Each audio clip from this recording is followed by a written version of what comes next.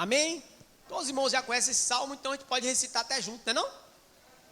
Aquele que habita no esconderijo do Altíssimo, à sombra do Onipotente descansará. Diz o Senhor, meu refúgio, meu baluarte, meu Deus, em quem eu confio. Pois ele te livrará do laço do passarinheiro, da peste perniciosa, cobrir-te-á com as suas penas, e sob suas asas estarás seguro. A sua verdade é pavês e escudo. Não te assustarás do terror noturno, nem da seta que voa de dia, nem da peste que se propaga nas trevas, nem da mortandade que assola meio-dia. Caiam 1000 ao teu lado, 10.000 à tua direita, tu não serás atingido. Somente com os teus olhos contemplarás e verás a recompensa dos ímpios. Pois disseste, Senhor é o meu refúgio, fizeste do Altíssimo a tua morada. Nenhum mal te sucederá, nem praga alguma chegará à tua tenda, porque aos seus anjos dará ordem a teu respeito, para que te guarde em todos os teus caminhos. Eles te sustentarão nas suas mãos, para que não tropeces em alguma pedra. Pisarás o leão e a áspide, calcarás aos pés o leão e a serpente, porque a mim se apegou com amor, eu o livrarei, pô-lo-ei a salvo, porque conheceu o meu nome. Ele me invocará e eu lhe responderei. Na sua angústia estarei com ele, livrá-lo-ei e o glorificarei. Saciá-lo-ei com longevidade de vida e lhe mostrarei a minha salvação. Amém? Glória a Deus, irmãos, é fera demais, viu? Glória a Deus. Poder sentar, amados. Glória a Deus. O Salmo 91 provavelmente foi escrito por Moisés. Não tem aqui no tema, mas pela uma sequência lógica, quando começa uma nova sessão na Bíblia, no caso aqui é uma nova sessão, porque o livro de Salmo, irmãos, é dividido em 5 livros.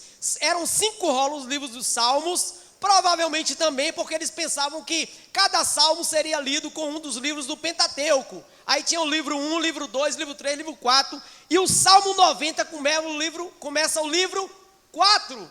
Então, como o Salmo 90 tem o escritor Moisés, eles entendem que provavelmente o Salmo 91 também foi escrito por Moisés. E eu estou aí nessa tese também, né? Então, amados, se foi ele que escreveu, amém, era um homem que tinha muitas experiências de vida com Deus. O Salmo 90, ele fala sobre a proteção de Deus, o grande Deus que protege o seu povo. Porque há de convir, amados, que nós passamos neste mundo por perigos. O mundo é perigoso. O mundo do cristão é perigosíssimo. Nós temos um grande adversário. Nós temos a nossa natureza. Nós temos o mundo. Só influências nos colocando para baixo. Precisamos de um Deus todo-poderoso que nos coloca para cima. Ele é o nosso grande protetor. E o Salmo 91, ele é dividido em 3 partes.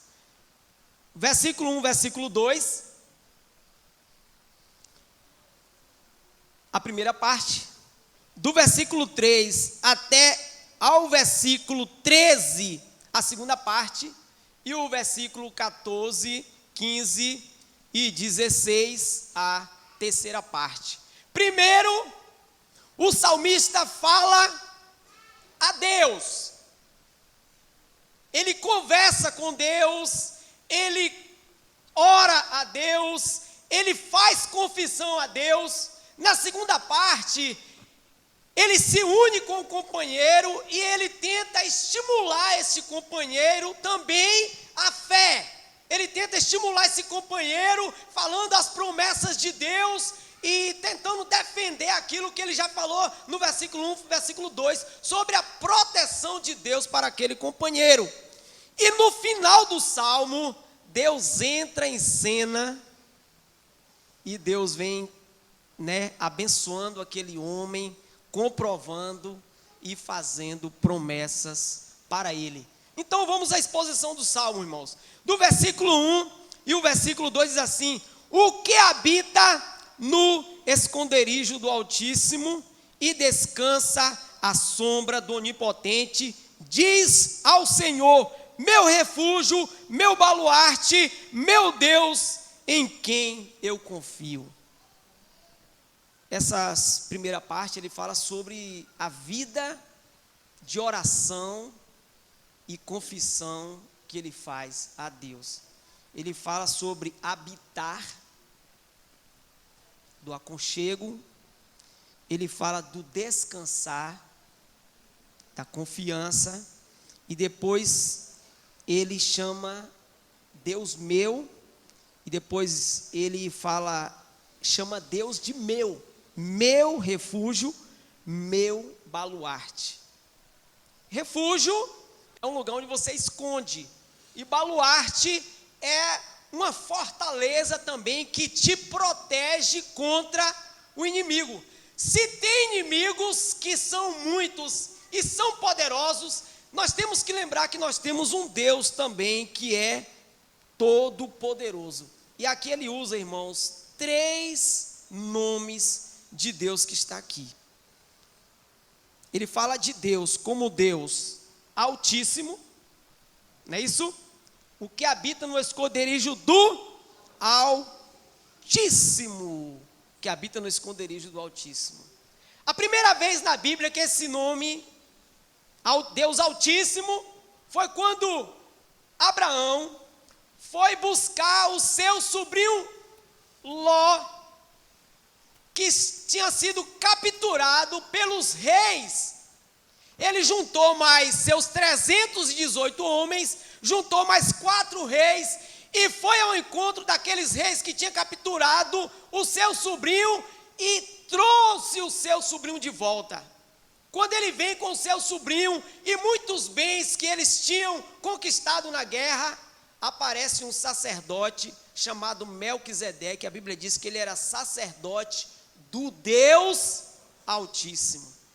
E naquela hora a Bíblia diz que Abraão deu o dízimo de tudo. Deus é Altíssimo, foi Deus que tinha dado a vitória a ele, e ele reconhece essa vitória de Deus sobre a vida dele, e ele é agradecido a Deus pela vitória, e ainda é grato, entrega os dízimos todos a Melquisedeque, rei de Salém, rei de paz, de justiça, mas sacerdote do Deus Altíssimo. Se Deus é Altíssimo, Ele está acima de tudo, quem é os nossos inimigos diante do poder desse Deus? Nada. Então, Ele é o Altíssimo em quem Ele se escondia. Depois ele fala de Deus como Deus onipotente.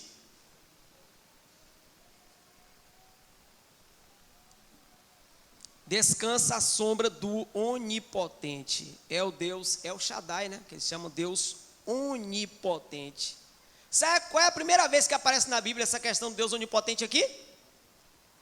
Quando 3 anjos do Senhor se encontram com Abraão, e ali Abraão chama, e a Bíblia diz, sem saber hospedaram anjos, chama esses anjos, manda a esposa dele, Sara, preparar alguma coisa para esses anjos comerem, pede para eles entrar, e falou, passa, por favor, entra na minha casa, pouse aqui, vocês estão cansados.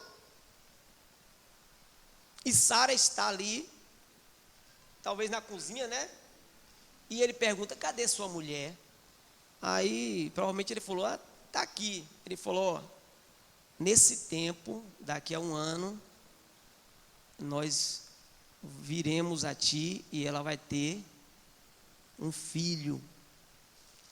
Aí o texto diz que ela riu lá dentro da sala, né? Aí o anjo falou assim, você riu, foi? Diz que ela teve medo e não riu. Ela falou, não ri não. Aí o anjo falou, você riu sim. A coisa impossível para Deus, você riu, mas você vai ter um filho. Aí ela, será que eu dessa idade, 89 anos, o meu esposo com 99 anos, ainda vou ter prazer, ainda vou ter um filho? Já passou aqueles tempos das mulheres, eu não tenho mais, eu não ovulo mais. E Deus falou assim: há alguma coisa impossível para Deus? Então é esse Deus que esse irmão aqui do Salmo está dizendo que é o Deus onipotente. Né? Teve uma senhora africana, amados, que ela recebeu um missionário na casa dela, e aquele missionário pregou o evangelho para ela, e ela se converteu, e como não tinha Bíblia, né, ele ensinou um versículo para ela, né? O meu Deus, o nosso Deus, segundo as nossas riquezas, suprirá todas as vossas necessidades em glória. Ela tinha 12 filhos e passava uma escassez terrível na África, no Congo. E aí ela pegou esse versículo, colocou dentro do seu coração e começou a recitar: o meu Deus fará grandes coisas por mim. O meu Deus que é rico fará grandes coisas por mim.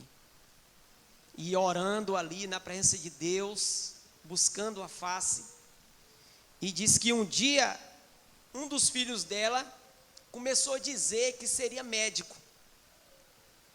Mamãe, eu vou ser médico. Era o pequenininho, e os maiores olhou para ele, falou: você vai ser o quê, menino? Você vai ser médico? Aqui não tem nem escola, você nem estuda. E começaram a caçoar dele e baterem nele, os irmãos como é, né? E o menino foi crescendo, e naquela família de pequenininho, tipo eu e o pastor Júnior, começou a ter 2 metros. E os irmãos começaram a olhar e ficavam perguntando: vixe, por que isso? Aí diz que um dia passou um senhor, numa Ranger grandona, por ali por perto, e ele estava correndo, e aí o cara parou a Ranger e voltou e perguntou para ele: fulano, você quer ir para os Estados Unidos comigo? Aí ele voltou e falou: quero. Foi na casa da mãe, a mãe permitiu que o menino fosse para os Estados Unidos, e esse senhor era dono do time de basquete, bem conhecido nos Estados Unidos. Levou o menino se tornou jogador de basquete famoso, continuou exercendo a fé, acreditando no Senhor Jesus Cristo. 20 anos depois, ele pegou o texto, citou, né, o texto de Efésios: o meu Deus, segundo as suas riquezas, suprirá todas as vossas necessidades em glória. Aí o menino citou isso, falando: estou voltando para o Congo. Eu queria ser médico, mas Deus me deu um hospital. Eu queria ser médico, mas estou levando uma equipe de especialista. Aí ele citou que Deus faz muito mais do que aquilo que pedimos ou pensamos, segundo o poder dele que em nós opera. É esse Deus que esse salmista está citando, o Deus onipotente, o Deus que pode fazer tudo o que ele quiser fazer. Se Deus é todo poderoso e ele faz o que ele quiser fazer, nós temos que descansar no poder desse Deus que faz todas as coisas. Então, é o movimento desse salmista, o Deus onipotente. Diz o Senhor, meu refúgio, meu baluarte, meu Deus em quem confio. Na Bíblia dos irmãos, essa palavra Senhor está em caixa alta? Está, né? Quando a palavra parece que Senhor em caixa alta, é porque essa palavra aqui está falando Iavé. Iavé é o Deus da aliança, é o Deus que é onipotente, é o Deus que é altíssimo, mas é o Deus também que se relaciona conosco. É o Deus que fala: eu serei o seu Deus e vós serão o meu povo. É o Deus que ele vem e faz um pacto, uma aliança, um testamento conosco. E a primeira vez que ele deu esse nome a ele foi quando ele aparece na sarça ardente conversando com Moisés. E Moisés pergunta: como é o seu nome? Aí ele falou assim: eu sou o que sou. Tipo assim, vai caminhando comigo eu serei o que serei.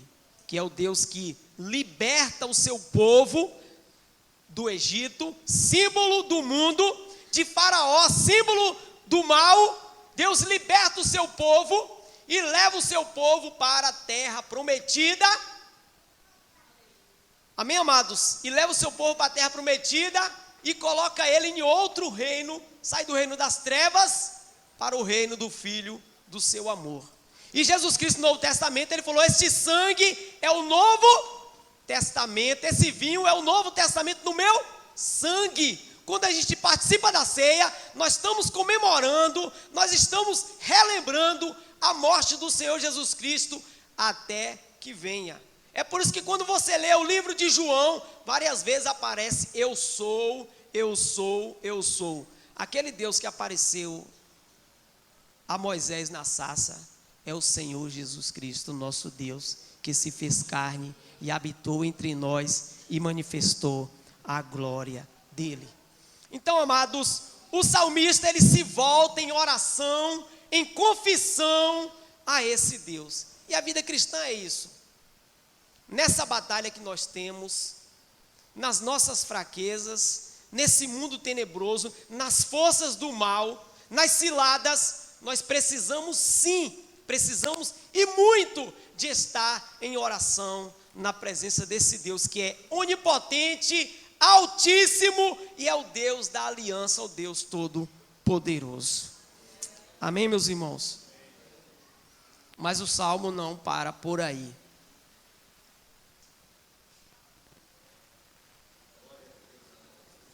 Depois que esse salmista tem comunhão com Deus, amados, depois que ele tem uma vida de oração, de fé, de confissão na presença de Deus, agora ele olha para o próximo. Amém? Porque não há cristianismo sozinho.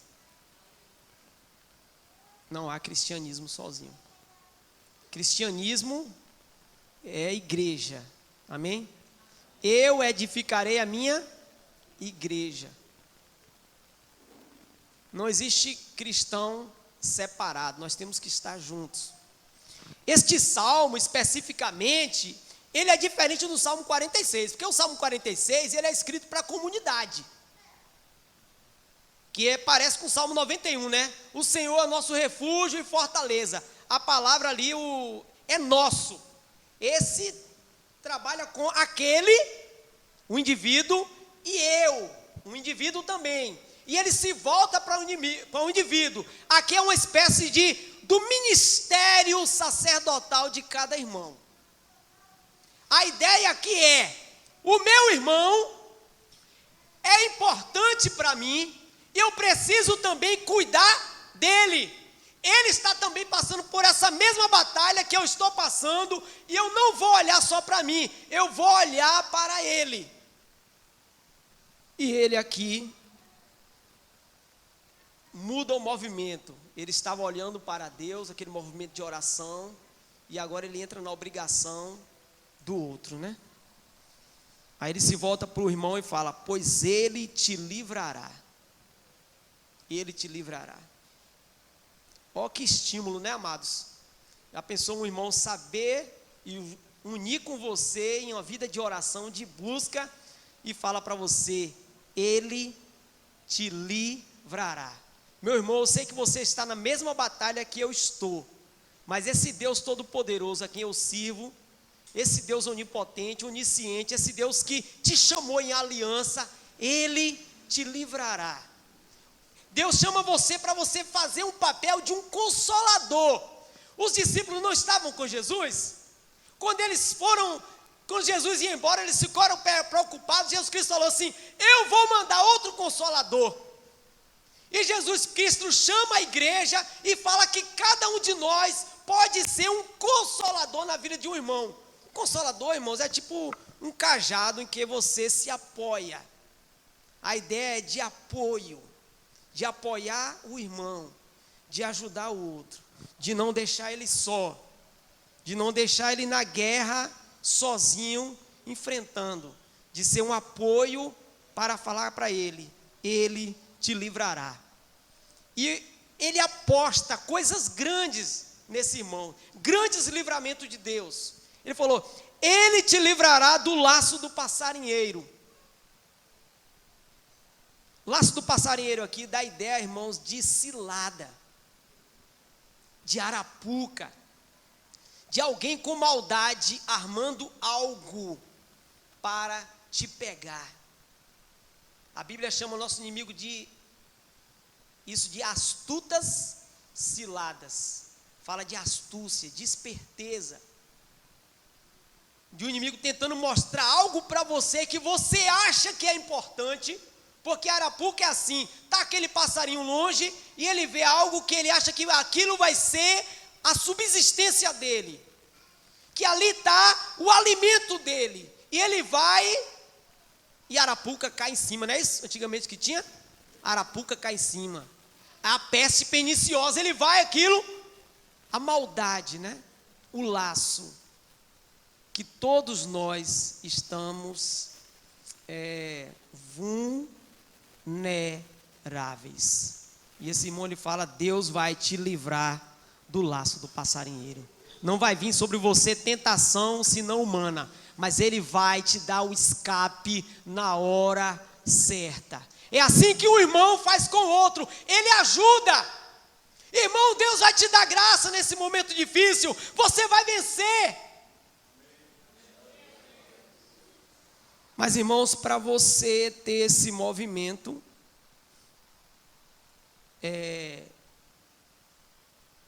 de chegar perto do irmão para essa ajuda, porque aqui ele está falando, o irmão está ouvindo, então ele teve que se aproximar. De longe, se o irmão estiver em casa, a não ser que você manda um zap para ele, hoje em dia tem isso aí, né? Mas é a ideia de aproximação. A ideia é: eu não vou ser individualista, eu não vou pensar só em mim, eu vou me voltar para o outro, eu vou ter esperança no outro, eu quero o bem do outro, eu quero a prosperidade do outro, eu quero o fortalecimento do outro. Para isso você tem algumas dificuldades, precisa de alguns ingredientes essenciais para que você tenha um movimento em direção ao outro. Primeiro, é o reconhecimento de que necessitamos uns dos outros. Nós, como igreja, temos que reconhecer que necessitamos um do outro. A sua presença na igreja é importante, meu irmão. O outro se alegra com a sua presença. O pastor se alegra com a sua presença. São necessários cultivarmos relacionamentos profundos. Precisamos nos achegar para conhecer mais uns aos outros. Talvez tenha irmão aqui que você só conhece o nome, nem conhece o sobrenome. Nem sabe se ele tem pai, nem sabe se ele tem mãe, não conhece onde ele mora, não sabe as necessidades dele. Você não tem nem tema para orar por ele, você não conhece as lutas que ele está passando.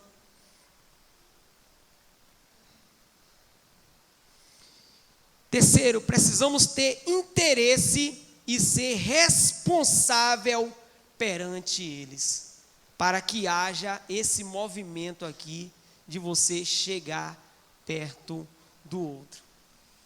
Aí ele fala que Deus vai livrar, né, das ciladas. Deus vai cobrir como o cuidado de Deus, como uma galinha cuida dos seus pintos. O poderoso vem sobre ele com cuidado, e sobre as suas asas estarás seguro. A sua verdade é pavês e escudo. Verdade aqui é fidelidade. Deus é fiel para cuidar de você. A fidelidade dele é pavês, né? A gente não fala Deus é fiel, Deus é fiel. Ele vai te preservar. Isso aqui tudo está falando sobre a perseverança dos santos, que Deus usa os ministérios da igreja para levar as cargas e ajudar uns aos outros. Igreja é isso, amados. Igreja é isso. Não te assustará, quer dizer, Deus vai livrar, Deus vai cobrir, vai ter muitos medos. Diz que a ciência diz que tem mais de 1000 tipos de medo. Entendeu? 1000 tipos de medo. Aí você não vai se assustar, você não vai temer o terror noturno, de noite, né? Nem a seta que voa de dia, nem a peste que se propaga nas trevas, e nem a mortandade que assola ao meio-dia. Aqui pode ser coisas reais, situações reais que criam medo na gente, ou pode ser forças das trevas, demônios também. Tanto uma coisa como outra, Deus dá o livramento. A ideia aqui é que Deus te livra 24 horas por dia, de dia e de noite. É você falando para o irmão. Entende aqui que não é Deus, é o irmão falando para o outro, é o irmão estimulando o outro, é o irmão sendo o paráclito, que é a palavra para Espírito Santo, sendo o estímulo, sendo a força, sendo a motivação para o outro permanecer firme. E é isso que Deus quer para nós, amados. Nós não podemos viver igual Caim. Caim, Deus falou: cadê o seu irmão? Ele falou: sou o tutor de meu irmão, eu sou o guardador de meu irmão. Deus falou assim, a ideia de Deus: você tem responsabilidade com ele. Aí ele falou: eu não tenho responsabilidade com meu irmão. E nós precisamos ter responsabilidade uns com os outros. Amém, amados? Aí o texto continua: caiam 1000 ao teu lado. Ele está falando para o irmão: caiam 1000 ao teu lado, 10.000 à tua direita, mas tu não serás atingido. Somente com os teus olhos contemplarás e verás o castigo dos ímpios. Pois disseste: o Senhor é o meu refúgio, fizeste do Altíssimo a tua morada, nenhum mal te sucederá, nem praga alguma chegará à tua tenda. Ele sai da rua e entra para dentro de casa. A tenda é o nosso lar, E para um pai de família sabe, se acontecer alguma coisa em casa, não é coisa boa, O pai sente, ele fala para o companheiro: nenhum mal sucederá à sua tenda, porque aos teus anjos dará ordem a teu respeito. Ele falou: Deus vai usar, as forças sobrenaturais querem vir sobre você, Deus vai usar as coisas também sobrenaturais, os anjos deles, para te guardar. Esse texto aqui é diferente, porque é o único texto que o inimigo cita no Novo Testamento, mas ele interpreta mal e aplica mal, porque ele falou assim, que Cristo poderia se jogar do pináculo do templo, Cristo poderia ser irresponsável, e aí Cristo falou assim: mas está escrito que não tentarás o Senhor teu Deus. Então não está dizendo que o irmão vai ser irresponsável, o irmão vai ter uma vida de oração, vai ter uma vida com Deus, mas ele também precisa de ajuda, e aqueles que se ajudam, Deus ajuda. Não é questão de salvação, a salvação é obra só do Espírito Santo, amados. Mas aqui a gente está falando sobre santificação, a gente está falando sobre vida cristã. E na vida cristã, o reino é tomado à força. Às vezes a pessoa não entende, está pensando que está falando sobre salvação, está falando depois de salvo, você precisa agora se virar. A salvação custou um preço alto, e tem um inimigo feroz querendo atrapalhar a sua vida. Se ele não pode tomar sua salvação, ele vai atrapalhar a sua caminhada, para que você não dê o fruto que Deus quer que você dê, para que Deus não receba a glória que ele deveria receber se você fosse um cristão totalmente comprometido com a obra dele. Ele continua: pisarás o leão e a áspide, calcarás aos pés ao leãozinho e à serpente. Amém, amados? Aqui o leão e a serpente, a gente sabe, que a Bíblia chama o diabo, diz a antiga serpente, e disse que ele anda ao derredor como leão, querendo tragar. E Deus diz que pelos ministérios dos anjos, Deus ia dar graça a esse irmão de andar e pisar em serpente e pisar em leões. Amém, meus amados? Isso aqui é irmão orando com outro irmão que ora. É irmão ajudando outro irmão que se ajuda. Porque esse que está sendo ajudado também se ajuda, porque tem um versículo assim, ele falou, fizeste, versículo 9, pois disseste, está falando para o irmão, você disse, meu irmão, você também tem a mesma confissão que eu tenho, versículo 9, pois disseste, o Senhor é o meu refúgio, fizeste do Altíssimo a sua morada. Não está falando de irmão que vai ajudar aquele irmão que é irresponsável, é aquele irmão que é responsável e que está passando uma luta, e que todos nós estamos nessa luta, e que todos nós precisamos ajudar um ao outro. Hoje mesmo eu vi o pastor Júnior chamar uma jovem daqui, pedir, não foi? Que ajudasse nesse ministério aqui, né? Ajudar a outra se fortalecer. Amém? Então você está aqui, meu amado, para ser bênção na vida do outro. Um dia Deus abençoou Abraão, não foi? Te abençoarei, abençoarei os que te abençoarem. Depois Deus chama Abraão e fala assim, agora sê tu uma bênção. Amém, amados? Viu como muda? Deus te abençoa para você ser uma bênção. Tem cristão que só quer receber a bênção, ele não quer abençoar. Ele não quer ser vaso nas mãos de Deus para o crescimento do outro, para o crescimento do reino. E é por isso que muitos param de crescer espiritualmente, porque está olhando só para si e não está olhando para o outro.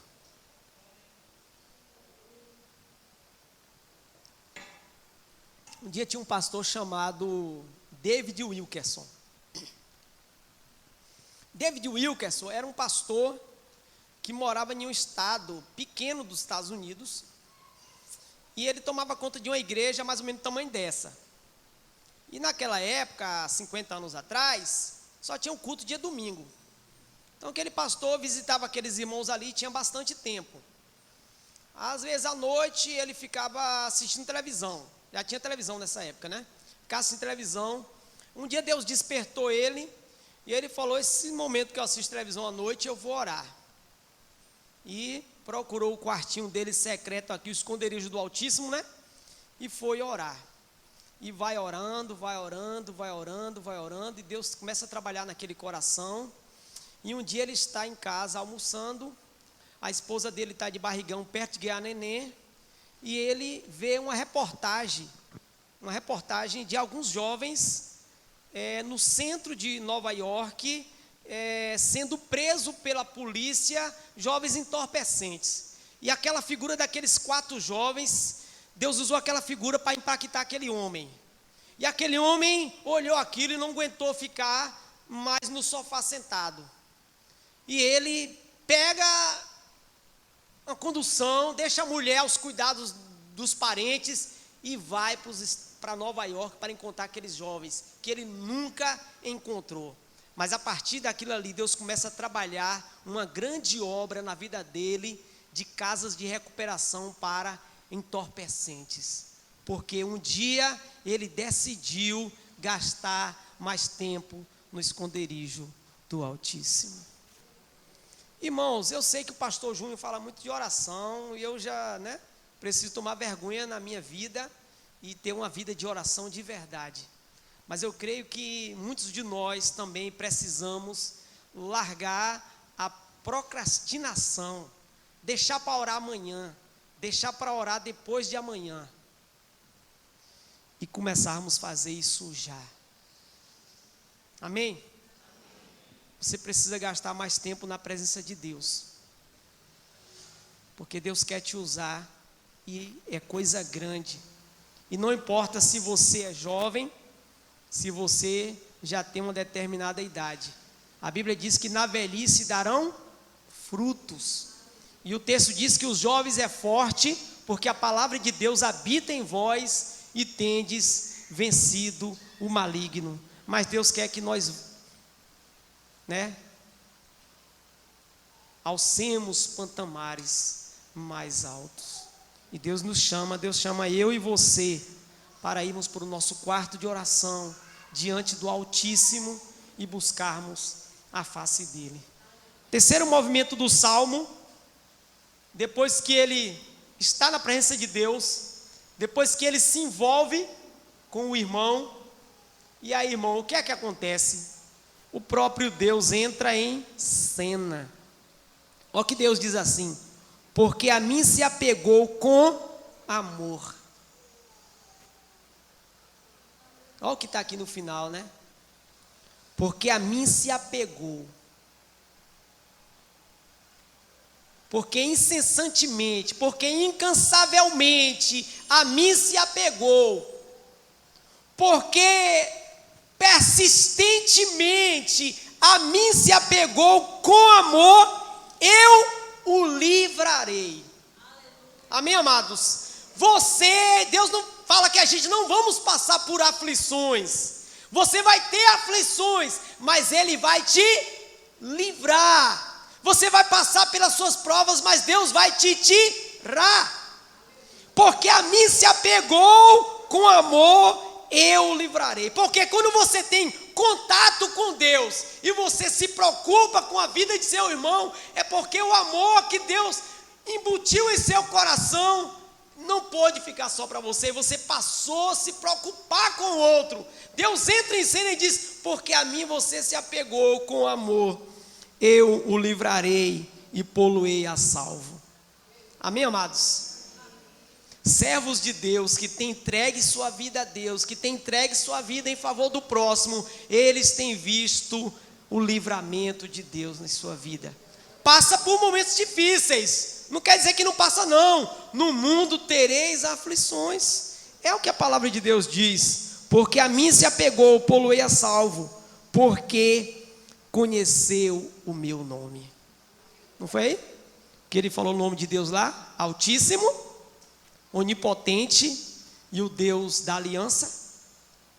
Ele conheceu o nome do Senhor, porque conheceu o meu nome. Ele me invocará. Não está falando de gente que não ora, é de gente que invoca, que busca. Mas Deus dá a certeza que Ele vai responder a oração. Porque uma coisa é você orar, irmãos, uma coisa é aquela convicção de que Deus vai entrar com providência e vai responder a sua oração. Ele me invocará e eu lhe responderei. Na sua angústia, está vendo que o cristão passa angústia? Na sua angústia eu estarei com ele, livrá-lo-ei e o glorificarei. Deus glorifica também o cristão, amém, amados? Mas é Deus, não é Ele que se glorifica. Não é Ele que quer glória para si, é Deus que vem e glorifica a Ele, e o glorificarei. E termina dizendo: saciá-lo-ei com longevidade de vida, e lhe mostrarei a minha salvação. Longevidade de vida aqui pode ser que você não viva 100 anos, mas pode ser que você viva 30 e cumpra o propósito que Deus preparou para você aqui. Pode ser que você viva 18, mas cumpre o propósito. Pode ser que você viva 50 e cumpre o propósito. O importante é que você vai cumprir o propósito de Deus na sua vida. O fundador do presbiterianismo no Brasil, ele ouviu um sermão de um pregador chamado Roger, e aquilo impactou ele. Ele estava estudando para ser advogado, largou tudo, entrou na faculdade de teologia e veio para o Brasil. Chegou aqui com 26 anos. 26 anos. Aprendeu um idioma e começou a trabalhar. Depois foi para os Estados Unidos, trouxe a esposa. Com 1 ano e meio a esposa ficou grávida e na hora do parto morre. Ficou ele e a filhinha. Aí ele vai, passa mais 1 ano nos Estados Unidos e depois volta. Depois contrai febre amarela e morre aos 36 anos. Passou 9 anos aqui. Mas largou um seminário, um jornal, um presbitério. Amém, amados? Cumpriu o propósito de Deus na vida dele aqui. E no final termina: e lhe mostrarei a minha salvação, né? Já pensou você chegar no céu E Deus, ó, aqui o que eu tenho preparado para você, que nem olhos viram, nem ouvidos ouviram, nem chegou à imaginação do homem aquilo que Deus tem preparado para os seus. Amém, meus amados irmãos?